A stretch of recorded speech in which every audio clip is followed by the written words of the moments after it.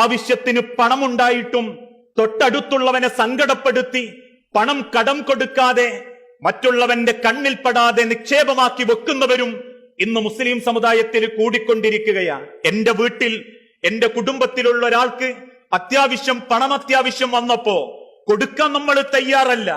ഓരോരുത്തരും ഉള്ളത് രഹസ്യമായി ബാങ്കിൽ വെച്ച് ആസ്വദിച്ചും സ്വന്തം എണ്ണിത്തിട്ടപ്പെടുത്തിയും അതിന്റെ വലുപ്പം പറഞ്ഞ് നിർവൃതിയടയുമ്പോ ആലോചിക്കണം, ഒരാൾക്ക് ആവശ്യമുള്ള പണം നമ്മളിലുണ്ടെങ്കിൽ, അതിന് അത്യാവശ്യക്കാരനല്ല നമ്മളെങ്കിൽ, ആ പണം കടം കൊടുക്കാതെ നിക്ഷേപിച്ചു വെച്ചവൻ അള്ളാന്റെ കണ്ണിൽ കുറ്റവാളിയാ. കാരണം വിശുദ്ധ ഖുർആനിന്റെ വെളിച്ചത്തിൽ പ്രവാചകൻ സല്ലല്ലാഹു അലൈഹി വസല്ലമ ഓർമ്മപ്പെടുത്തി, മൻ നഫസ അൻ മുൻഇനിൻ ഖുർബതൻ മിൻ ഖുറബിദ് ദുനിയ, ദുനിയാവിലെ ഒരു പ്രയാസം, ആ പ്രയാസം നീക്കാൻ നിങ്ങൾക്കാർക്കെങ്കിലും സാധിച്ചാൽ, ഒരു മുഅ്മിനിന്റെ പ്രയാസം നീട്ടിക്കൊടുക്കാൻ നിങ്ങളെ കൊണ്ട് സാധിച്ചാൽ, നഫസല്ലാഹു അൻഹു ഖുർബതൻ മിൻ ഖുറബിൽ ആഖിറ, നാളെ പരലോകത്ത് നിങ്ങളെ ബാധിക്കുന്ന ഒരു പ്രയാസം അല്ലാഹ് നിങ്ങൾക്ക് മാറ്റിത്തരും. ഇന്ന് കൊടുക്കുന്നില്ല പലരും.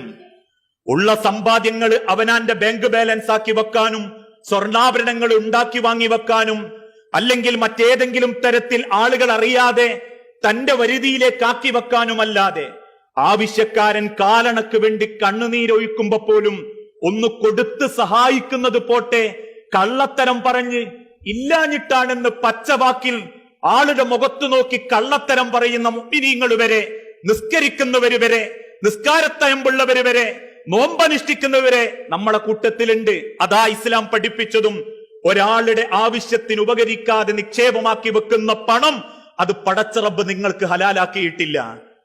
എന്റെ പോക്കറ്റിൽ എനിക്ക് അത്യാവശ്യമില്ലാത്തൊരു പണമുണ്ടായിട്ട് എന്റെ തൊട്ടയൽപ്പത്ത് താമസിക്കുന്ന ഒരു പാവപ്പെട്ടവന്റെ കണ്ണുനീരിന് അത് ഉപയോഗപ്പെടുത്താൻ എനിക്ക് പറ്റിയിട്ടില്ലെങ്കിൽ വേണ്ട മനുഷ്യരെ നിങ്ങളുടെ നിസ്കാരം അല്ലാഹ്ക്ക് വേണ്ട, അള്ളാഹുവിന് നമ്മളെ ഇബാദത്ത്.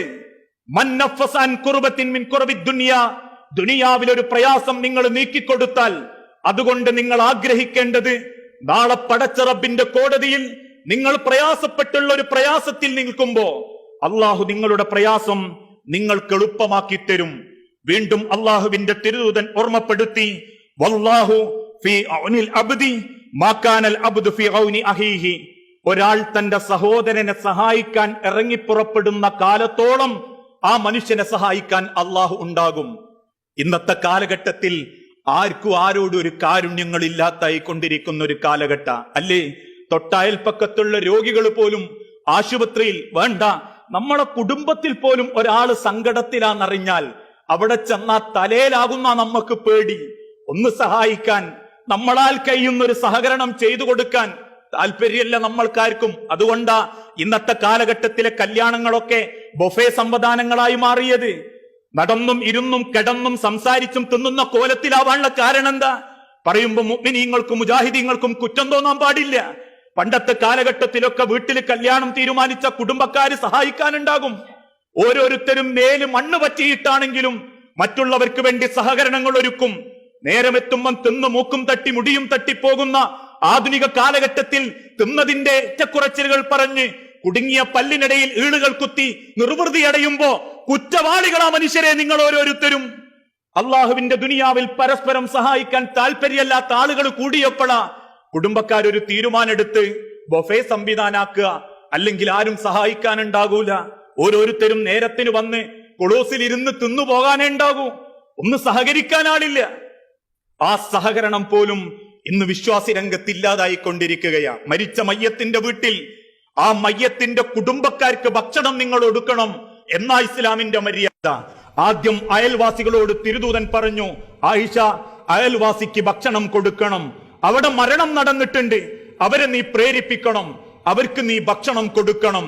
എന്നിട്ട് തിരുദൂതൻ വീണ്ടും ഓർമ്മപ്പെടുത്തി, മരിച്ച വീട്ടുകാർക്ക് 3 ദിവസം നിങ്ങൾ ഭക്ഷണം ഉണ്ടാക്കി കൊടുത്ത് അവരെ തിന്നാൻ വേണ്ടി പ്രേരിപ്പിക്കണം. ആരാ മനുഷ്യരെ ഇന്നത്തെ കാലഘട്ടത്തിൽ അതിനെപ്പറ്റി ചിന്തിക്കാറുള്ളത്? ആരെങ്കിലും 3 ദിവസത്തിനിടയിൽ ചെന്ന് തല കാണിച്ച് കിട്ടുന്ന വെള്ളവും കുടിച്ച് തിരിച്ചിറങ്ങിപ്പോരുമ്പോ അവിടെയും തീരാത്തവര് 1 കഴിച്ച് 2 കഴിച്ച് 3 കഴിച്ച് പിന്നെ 7 കഴിച്ച് 40 കഴിച്ച് കല്യാണ വീടിന്റെ പ്രതീതിയാ മരിച്ച വീട്ടിൽ. കല്യാണ വീട്ടിലുള്ള തിന്നണം, ഇടട്ടെ, പപ്പടം വിളമ്പട്ടെ, കുറച്ച് ചോറിടട്ടെ എന്ന് ചോദിക്കുന്ന ചോദ്യം മരിച്ച വീട്ടിലെ കുടുംബക്കാരൻ കയറി വന്നവരോട് ചോദിക്കുന്നുണ്ടെങ്കിൽ എന്ത് വ്യക്തിത്വമാ മനുഷ്യരെ ഇസ്ലാം ആയതുകൊണ്ട് നമുക്കുള്ളത്?